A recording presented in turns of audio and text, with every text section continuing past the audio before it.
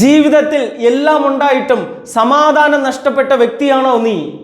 രാത്രി കിടന്നുറങ്ങുമ്പോഴും രാവിലെ എണീക്കുമ്പോഴും പല ചിന്തകൾ നിന്നെ അലട്ടുന്നുണ്ടോ? എല്ലാവരും ഒറ്റപ്പെടുത്തുമോ എന്ന് ചിന്തിക്കുകയാണോ?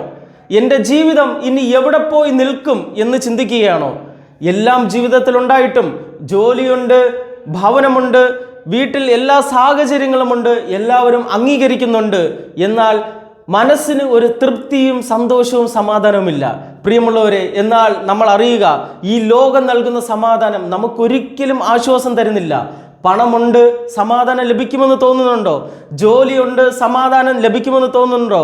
എല്ലാവരും അംഗീകരിക്കുന്നുണ്ട്, സമാധാനം ലഭിക്കുമെന്ന് തോന്നുന്നുണ്ടോ? എന്നാൽ ഇതൊരു സമാധാനമായിട്ട് നാം കാണുന്നില്ല. ഇതിനെല്ലാം ഒരു നശ്വരമായ സമാധാനമാണ്. എന്നാൽ ദൈവത്തിൻ്റെ വചനം ഇപ്രകാരം പറയുകയാണ്. യോഹന്നാൻ 14 അധ്യായം 27 തിരുവചനം.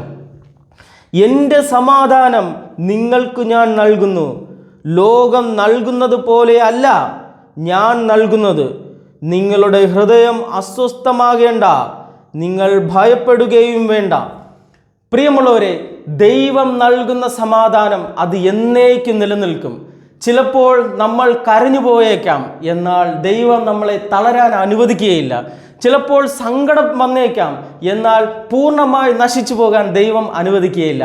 അതിനാൽ ദൈവം നൽകുന്ന സമാധാനത്തിനായി നമുക്ക് പ്രാർത്ഥിക്കാം. നമ്മുടെ ഓരോ കുടുംബവും സമാധാനത്തോടെയും സന്തോഷത്തോടെയും ജീവിക്കുവാൻ ഈ വചനം നിങ്ങളെ അനുഗ്രഹിക്കട്ടെ.